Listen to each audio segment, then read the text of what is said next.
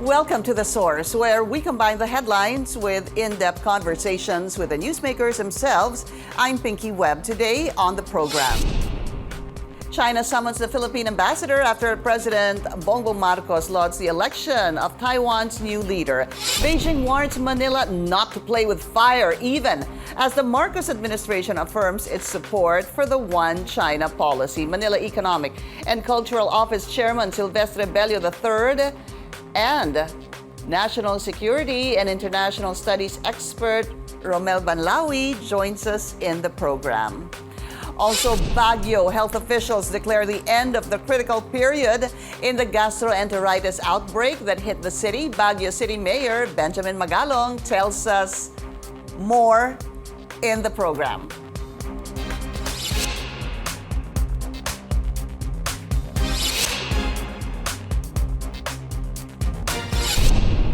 Health officials in Baguio report that the critical period of the city's acute gastroenteritis outbreak is now over, with a dramatic decline in the number of cases since January 9. From a peak of 520 cases on January 8, the number dropped to just 14 on Sunday.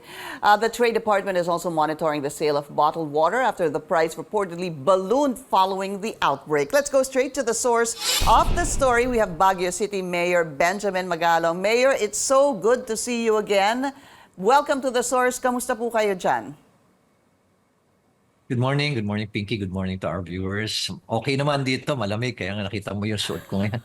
Malamig dahil 12 degrees kami ngayon eh. 12 degrees. Pag-asa has been saying that it's been very cold lately. Mayor, so tapos na po yung tama ho ba? The end of the critical period is over. How would you describe the situation right now?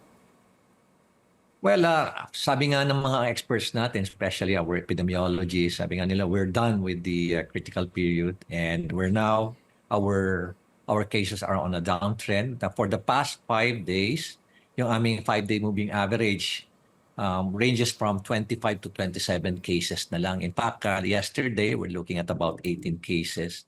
So nag-peak kami ng 522 in last January 8. Before that, 3 days before that, talagang ang moving average namin was around almost 390 in one day. So we're done. So nagko-concentrate na lang kami sa investigation to really determine the cause, the source of the contamination. If we can be able to really identify yung origin, then that would be a good development. Yeah. So on a daily basis, Mayor, mga ilan na lang po ang tinatamaan pa ng gastroenteritis? Well, sabi, yung 5-day moving average namin nandun sa 25 to 27. Okay. I can a definite number kasi nga meron mga late reporting na nangyayari. Opo. All right. So ano ho ba? What really caused the outbreak, Mayor? And I heard you also caught this. Tinamaan din po kayo ng gastroenteritis? Yes, oo. Me and my wife and my grandkids, tinamaan din. But not as severe as what experienced by the other residents and visitors.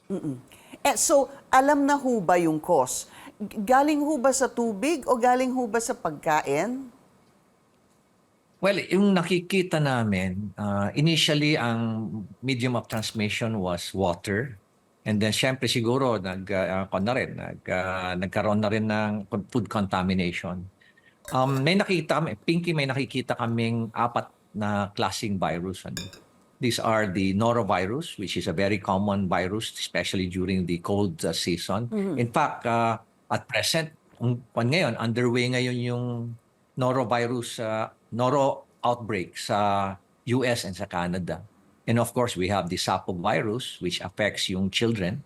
And then lately, nakakita na naman kami ng rotavirus and astrovirus. Rotavirus and astrovirus are actually very common virus afflicting the children. In fact, at the age of 5 and 9 years old, may makikita mo almost 90% of our children are infected with this type of viruses. Yes, we're also looking into yung bacteria, itong E. coli. So it is a combination of E. coli and bacteria. Pero looking at sabi nga ng epidemiology, since it's an acute gastroenteritis, most probably ang culprit talaga ang pathogen dyan is the norovirus. Virus. But nakikita nyo din po na virus and bacteria, parang nagsama na rin po yung dalawa causing this gastroenteritis problem. Did I understand that correctly, sir? Yes. Okay. Yes, pero yung symptoms sa Pinky, yung acute kasi, kaya most probably associated with the norovirus.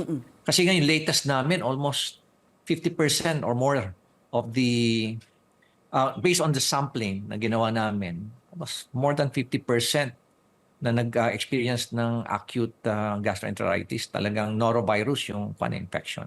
But bakit po nagkaroon ng virus sa tubig? If sabi niyo nga po, it could have really started with the water. That's the source of the problem. Nagmorph po dito sa pagkain. Ano po? Bakit ho nagkaroon ng virus doon po sa tubig? Well, alam mo ang explanation nila kasi yung transmission nito is usually oral fecal route or fecal oral route. So ibig sabihin merong nagkaroon ng diarrhea, siguro nag-handle siya ng water, ito especially yung water services namin. Tapos nagkataon naman hindi nakapaghugas mabuti, na-infect niya yung water naman napunta sa iba't ibang mga restaurants, na-deliver sa iba-ibang restaurant establishments. So doon na yun, nag-umpisa na yung lahat. And syempre, pag nagkaroon na ng infection, syempre yung iba naman na-infect nila, na nakocontaminate nila yung mga food. So pakalat, lumaki ng lumaki. Ganun nangyari. Alam mo, ang first suspect na nga namin was the Baguio Water District. Pero nangyari, nung tinignan namin lahat ng mga wells nila, lahat ng mga lines, chinek lahat ng ating HSO or yung health service natin, including our sanitation engineers, lumalabas na walang contamination ng coliform. Okay. But we're still waiting for the result today. Today is the release of the result for virology tests ng mga water na Baguio Water District. I see. So, si Baguio Water District, which I believe supplies, am I correct, sir, 60% of your water needs over there? Or 70%? Probably about 80% Okay, so ang almost all. sinusupplyan ng Baguio Water District. So, ano po siya, hindi po siya nahanapan, tama ho ba, ng E. coli? Negative. Negative Pinky. Talagang extensive yung testing namin sa coliform. Kasi pag nag-positive na siya sa coliform, then we will shift to E. coli na test. Pero nagkataon naman na negative. Kaya we're now subjecting another set of specimen for virology test. Has this happened before, Mayor? Never. Nagkakaroon kami ng ganitong mga situations, pero endemic. Ibig sabihin, these are the usual occurrence na diarrhea in the populace, pero not this widespread. Kaya nga nag-declare kami na outbreak because we're looking about 3,001 as of this morning. We have about 3,189 cases. At ang we just received report na pati na rin sa province ng Benguet, there are already cases of acute gastroenteritis. So, when will you find out, siguro, what is the source or what is the cause of the outbreak? Well, extensive. Yes, thank you, Pinky. Extensive yung ngayon, yung intensive and extensive yung investigation na ginagawa namin. We're getting a lot of help also from the Epidemiological Bureau of the Department of Health. They arrived here last weekend. So we're hoping na we can have some sort of a break, hopefully this week. Yun naman ang na-promesa sa amin. Kailangan lang talaga namin lumabas yung mga virology tests for us to be able to come up with some conclusions. I see. Okay. And dadating ho ba ito sa may kailangang managot? Ganun ba yun, Mayor? Will someone have to siguro, yun na nga, kailangan managot dito sa nangyaring outbreak na yan sa Baguio? Yes naman. Kailangan kailangan malaman natin sino ba ang may negligence. Pero for the meantime, hindi yan ang aming priority, Pinky.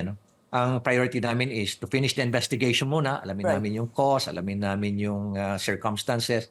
And then after that, siguro, we will now shift to the actual investigation to determine yung culpability, liability, and at the same time, in aid of legislation. Because we really need also to review our sanitation code and probably come up with what we call a safe water ordinance. Right. That's what I wanted to find out, if there's anything that the local government should do or improve to actually prevent another outbreak. Yes, oh yes. Meron kami mga nakita May mga kami on hindsight, nalaman pala namin na marami palang water services companies na hindi water deliveries companies na lumalabas na hindi pala nagme-maintain ng log o nagme-maintain ng ledger. Aha. Isa rin yan sa nakita naming kakulangan So we were able to identify some gaps, and this is something that we're now looking into. Once we're done with this investigation, we Yeah, will shift to that mode. You need to improve on that, I'm sure, Mayor, sa dami ng, mas lalo na mga bumibisita sa Baguio. What is kamusta po yung yung presyo ng bottled water? I know nagbabala kayo, di ho ba, after the outbreak? Yes. Was there an increase in the price of bottled waters, or okay na ho ba ngayon? Meron ho bang nanamantala? Well, we were just proactive about it, Pinky. Pero alam mo, fake news yun. Yung may nagsabi na yung 7 liters from 80 pesos umakyat ng 100 pesos because we immediately convene yung local price monitoring team natin at lumalabas na unvalidated yung report, fake news. Very compliant naman yung ating mga businesses dito. Walang nagsamantala, walang nag-exploit ng situation. Sobra-sobra pa nga yung aming supply ng bottled water. So we're doing okay in the city. Inunahan nyo na, Mayor, Right after the outbreak, I think 1 or 2 days, you already warned the water companies, or actually even the retail market, yung mga nagbebenta po ng tubig, ng bottled water. Yes, we have to be proactive about it, Yeah. Pinky. Alam mo naman, pag napabayaan mo, kahit papaano, merong magsasamantala. Okay.